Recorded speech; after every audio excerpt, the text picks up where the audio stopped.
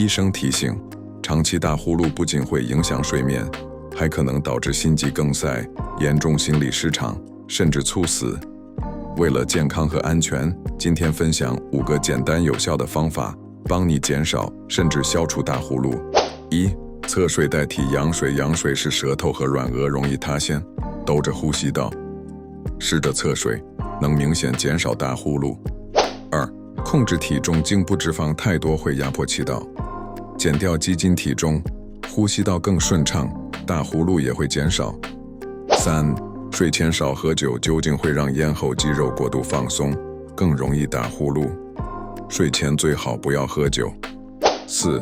缓解鼻塞。鼻子不通气会加重大呼噜，可以用生理盐水喷鼻或鼻贴，帮助改善呼吸。5.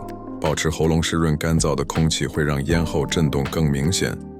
多喝水，必要时使用加湿器。大呼噜不是小事，长期大呼噜要及时就医。现实是这5个方法，让你睡得更安静、更健康。如果觉得有用，记得点赞加分享，让更多人受益。